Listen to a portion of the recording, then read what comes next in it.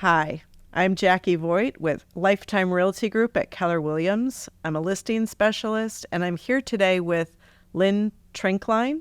She is the exclusive stager for our clients.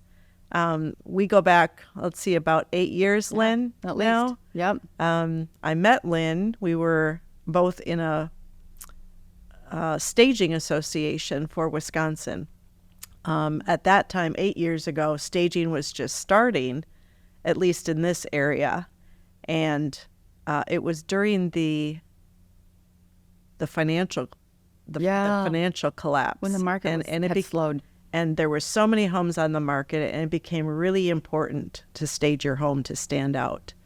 And I think that's, staging just really took off. I mean, it had been, in other areas of the country, people had been staging, but here it really took off during that 2008 to 2012 time period, I think. Yeah, and that's kind of typical for trends and design trends or otherwise. They usually start on the coast and then kind of work their way into the center of the country. Yeah. So we met through that association, and we've just been working together ever since. I love her style. I love her work. She's dependable, reliable.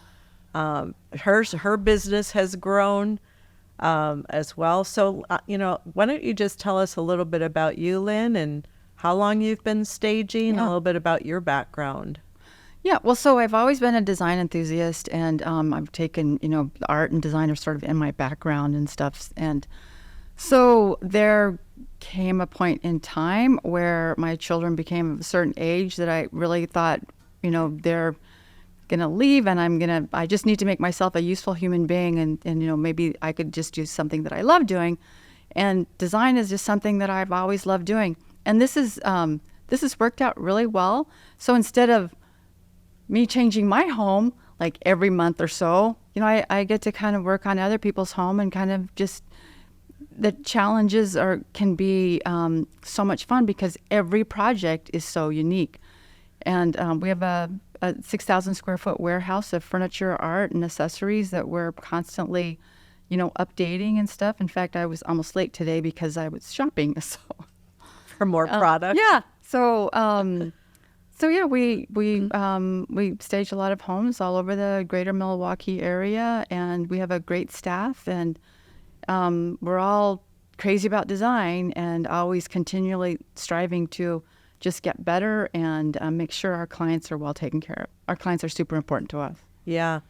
And so when I first met you, it was just you. So today it's you. And so when you say your team, how big is your team? And you have a warehouse. You didn't have a warehouse then, but you have a pretty big warehouse now. I think I started like all stagers with things in the basement, and then the garage, and then the storage unit, and then the 6 storage units, and then the smaller 2,000 square foot warehouse, and then the 6,000. I mean, it's just like, I think that's how so many staging companies actually started. But yeah, it was me and a couple of these really strong, brawny kids from church who did all my moving, and I would just have them, unload all the furniture in the house, and then I would spend all day arranging it, hanging the art, putting the rugs down, making sure everything was in the right place. And we don't do that now.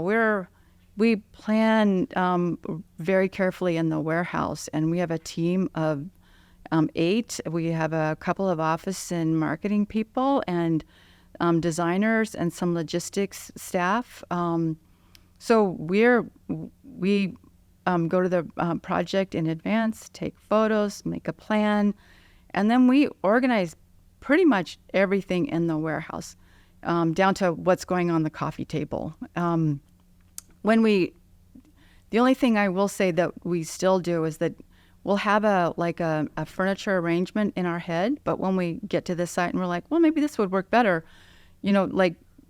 especially like those bigger rooms that are a little bit, more open, we'll play around with the arrangement just to get the best look, and then hang the art and put the accessories, and we're pretty quick these days. Yeah. And there are some really unique spaces that it really staging is just so helpful. So I believe so much in staging that we bring you in to absolutely every listing that we put on the market, or at least we make it available to all of our clients, and we pay for your services that way. Because I know the importance of it. I see the difference, and it's so can you just tell people why stage? Why is staging important? What does it do? Well, I mean, it's you could compare it to like a wedding in a way, because when you go to a wedding, everybody looks at the bride because she's gone to all these fittings. She's got a dress that's beautiful. She's had her hair done. Her makeup is perfect. Her nails are done. She's polished. Everybody else there looks great too, but it's the bride that stands out. And that's what staging does for homes. Like a home that's staged professionally, beautifully, it stands out from all the other listings in that marketplace. It stands out, and it elevates homes. It makes the perceived value higher. And it really shows people how to kind of live in the spaces, and it inspires them how to put their furniture in and what's possible. And actually, we get a lot of calls from people who've seen our staging who want us just to come in their home and kind of help them rearrange or update their homes, because it just inspires people. And buyers are educated. They're looking at a lot of different pictures. So if your home doesn't stand out from the pack, they're not as excited about going to see it.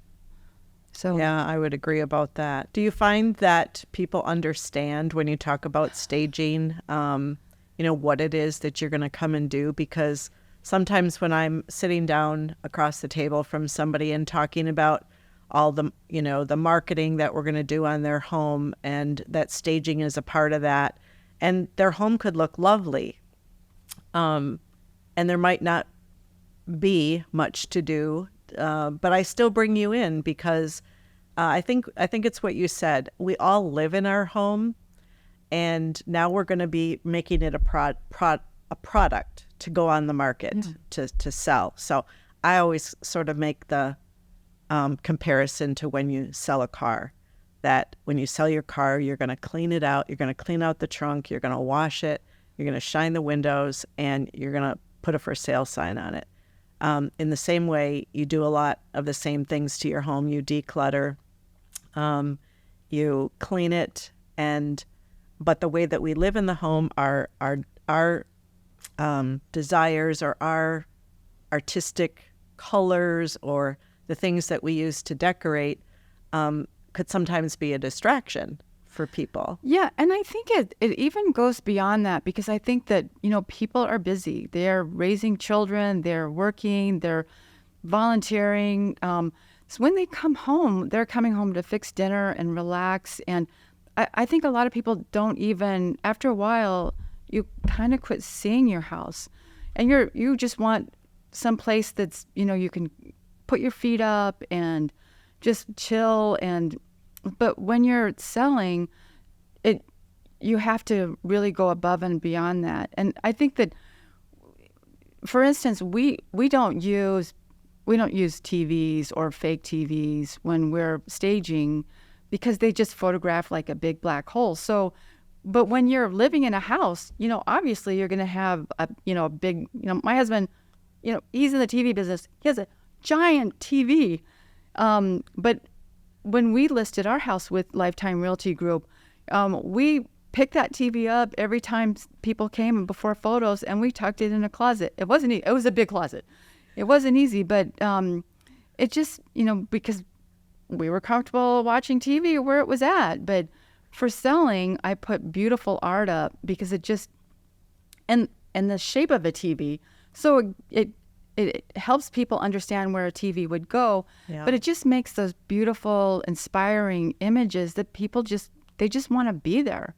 I think our job is to show people how to use the house, but also just to fall in love with it.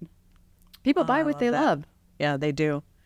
And when you walk into an empty house versus one that's got furniture in it or staged, there's just a huge difference. And, Yeah. you've taught me that there's a psychological and emotional reaction that people have when they come into a home. Do you say a little bit about your training in that? One of my mentors was a school psychologist turned stager.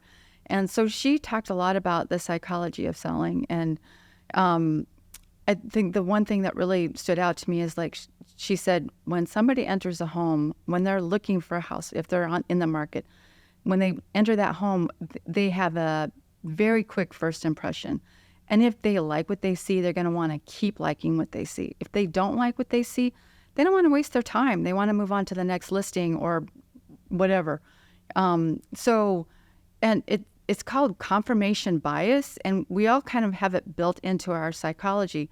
So there are some things that are really critical when you're selling a house. Like, when they say curb appeal is important, it really is. And then as soon as you walk in that front door, you want everything you can see from that front door to just be really pretty and inspiring and kind of lead the eye, to the next destination in the house. And so, and that's what, staging does, professional staging.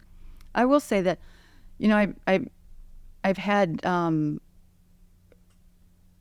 rehabbers, guys, no offense to anybody in the room, say, oh, I want to, we're going to work on this project and we'd like to do our own staging. And what do you think of this sofa? And, it's not just putting a sofa in the space, because like some sofas work beautifully, some sofas don't. It's like you have to get that look and feel that the marketplace likes right now. And like I can't do math, so I'm not an accountant, and I don't, I'm not going to go that route. So sometimes it just pays. I would say it always pays to get a professional to help you figure out how best to present your home when you're selling. Yeah. You mentioned curb appeal. And one of the things that I run into is that, most people, if they have an attached garage, they don't walk in their front door. So they don't really, there's not that awareness of, they drive up to the front of the house, but they're not walking in their front door typically. They're coming in a garage door or maybe a side door. And actually taking people outside and showing them a little bit, like I've watched you do that with clients, where they all of a sudden begin to see what you're seeing, that because they live there and because it's just become, home to them. Right. They don't see that the shrubs have become overgrown, or that all of these weeds have popped up, or that the door has peeling paint. And so just those little touches as a first impression for curb appeal, those are really important, right? Yeah, and I think that goes back to when you're living in a house, you pull up to the home and you have like your arms full of groceries, or the kids and their school bags. And you're walking into the house to get to the next part of your day. You're not really thinking about your home as a product, which when you're selling, your home is such a big investment. So preparing it right to get the most out of that investment, because staging just elevates the perceived value. I don't even know how many times, tremendously. You could speak more to that as far as, competing offers, and all of a sudden you're getting foot traffic where you've never had foot traffic, and it's just a different way of looking at it. And in fact, I would even go to say that designers, when they're working on their own house, they struggle because they're living there, and sometimes you get kind of worried about making changes because is that going to be right for me? And like even designers struggle with that in their own homes. So having someone who's fresh and has a different perspective and a different set of skills can really make a huge difference. Yeah. I also run into, I think the receptivity really with our clients is that once you come out and you do the consultation with them, they love it. and they really just get to work. So is there anything that that you could say, maybe just some tips for if somebody's thinking about selling their home, what are some of the things that they can start doing? Just some maybe staging tips that they can, pay attention to or start doing now. I think the biggest thing is to start looking at the things that you don't want to take to the next place that you're living. Because moving is such a big job. And so removing things that you don't want anymore, that you think are dated, the buyer certainly is going to think are dated. And then, just kind of looking at things with fresh eyes, like get everything off the fridge, start donating whatever you don't want, reducing things so that you have better flow for, like you were saying, like people don't go in their front door anymore. So sometimes they can become a catch-all, start looking at those spaces and stuff. I think that's the biggest thing is just to, start looking at things with fresh eyes and going through your stuff. And then, if you a lot of things that I'll tell sellers is that, go to Target, get some brand new towels and freshen up the bathroom. Yeah. Think about it as a spa. Put a piece of art above the, where the commode is and stuff. Just give it some appeal, even in the bathroom. So it's just going through with a fresh eye and just getting rid of stuff that you no longer need.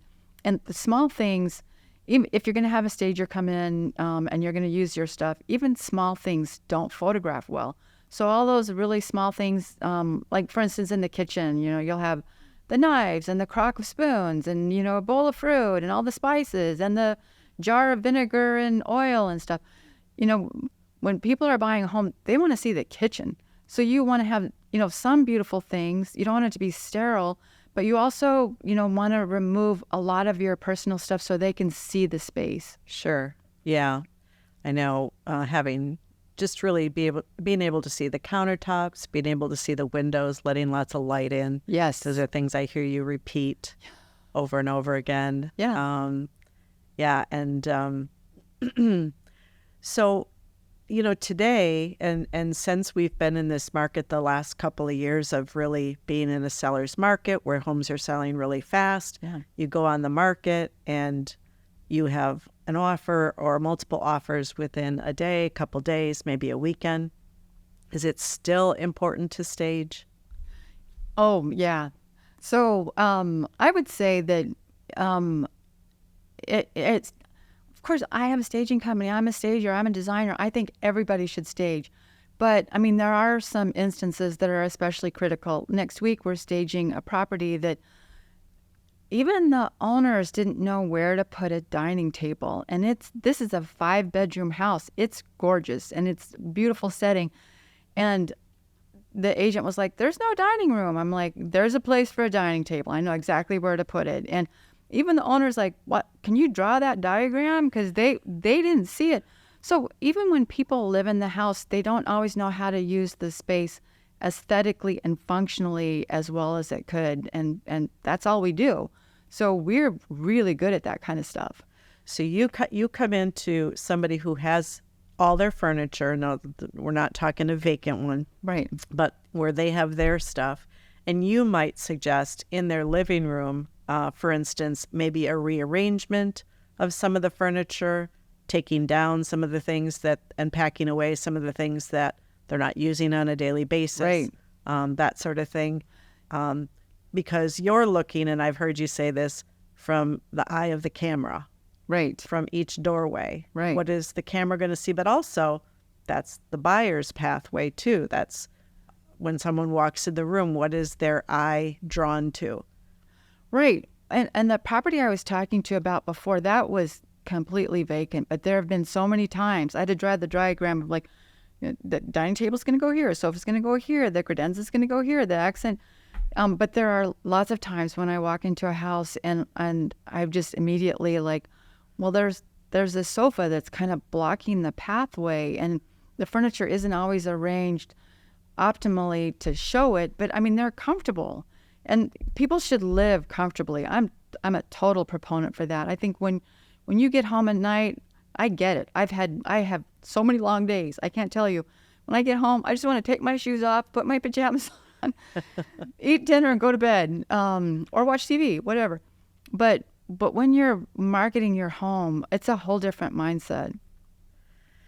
And then there's pets and kids. Right. So, a lot of times we look at homes that are for sale, and it doesn't look like any kids are there and no pets are there. That's true. But they have kids and pets. Yes. So I know that when I first meet with clients, there's toys. Sometimes the dining room is a toy room.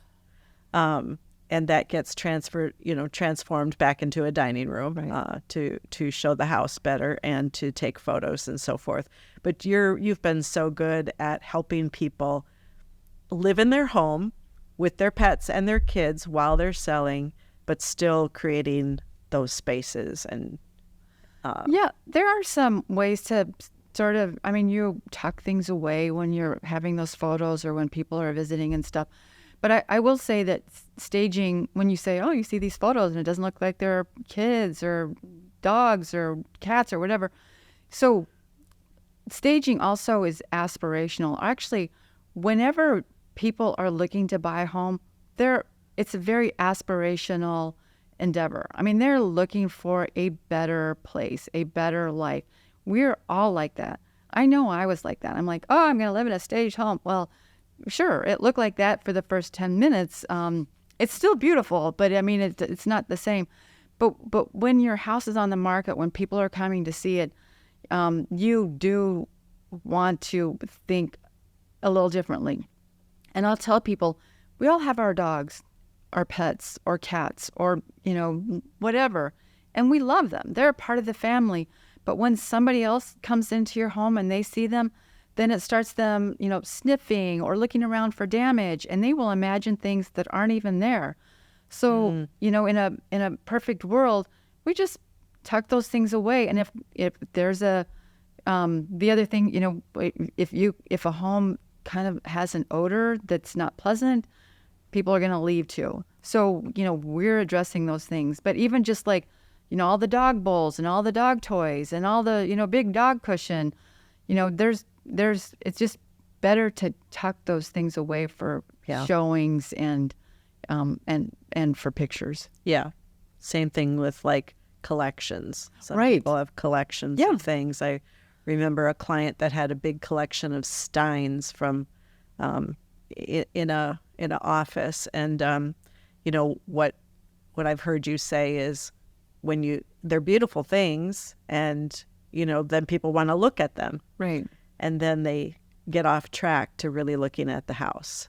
Yeah, any type of collection that's unusual, or just any collecting, large group of collecting objects, people get distracted by that. It does take them off the mindset of looking at the house. And so we always look for things like that, like how are we going to keep people just focused on how this should be their home. Yeah. And there are lots of things like that. Like maybe art is too small or too big or too distracting. And so there are all kinds of little things that, and often people think, they really don't need us to come out and help. And afterwards they're like, oh my gosh, I had no idea. Like all the things I've learned, I'm going to take to the next house and stuff. So yeah, it's... and that's when they say, can you come do this for me when I move to my next house? Yeah.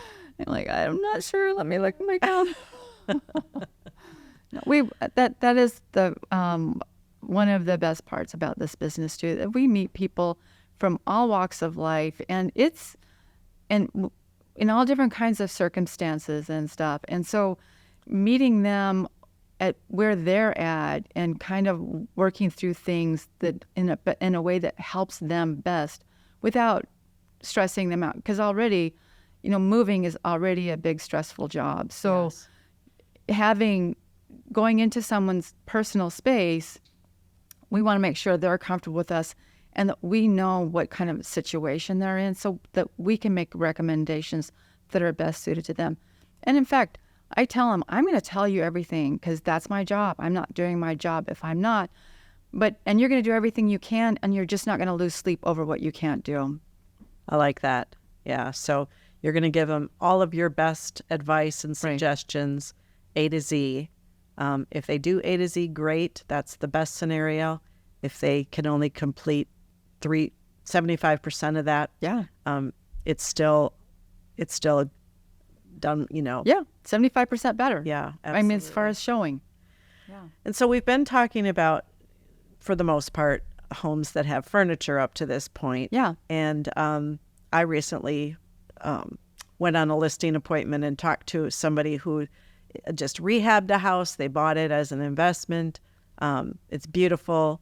And I said, are you going to stage it? And he's like, oh, no, I don't want the expense of doing that. Can you just say a little bit about the difference between, and he's right, it's a beautiful house. It's going to show beautiful. It's going to sell empty or staged. Right. But what's the difference? Why invest in staging of a beautiful vacant house? Yeah. And so it's interesting that you bring that up because I was just talking to my assistant this morning, and she was talking about, I just went to a staging convention, and so all these like ideas are just like running through my head.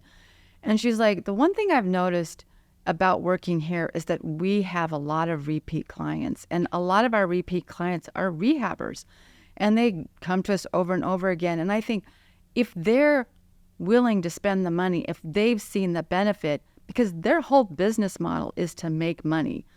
And obviously they're passionate about what they do. They like the process. But they're in it not for fun. They're in it it's their business. Yeah. So if it's not serving them, they wouldn't do it. And yet, half of our clients are rehabbers. I would say half are. We're pretty fortunate because we have a lot of rehabbers that do a lot of repeat business. We have we stage for builders and we stage for agents, and we have people who call us out of the blue. So we have a lot of like a diverse set of clients. In fact, we staged for a rehabber on Tuesday, and I've been staging with this guy for 6 years, and he does like several properties a year. And we walked through it, and he's like, and this is where I envision like, the farmhouse table, or maybe two, and lots of chairs, and Joe has a good eye. So I'm like, yeah, I can see that. Well, I didn't have 2 farmhouse tables in my inventory, or even, one long one. But I got online and I found, something that for staging, we always have to think, we have to have things that are versatile, especially for vacant staging. But I found tables, I found like the perfect chairs. Right now our inventory is, October is a super busy month for us. And so finding 8 chairs to meet his vision was not an option in our warehouse. So I got online, I found the tables, I found the chairs, and it is stunning. I will tell you that one of our junior designers put together the tablescape, and it's just so pretty. It'll be on our Instagram at some point in time, but it was just beautiful. So a lot of times it's not always a collaborative process because, we are the experts. We know, what to do. But he had like reconfigured this space with a vision, and he was telling me what the vision was, and we made it happen. And it's so pretty. He was delighted. We were delighted. You'll have to let me know when it's on your Instagram, and I'll take a look. Yeah.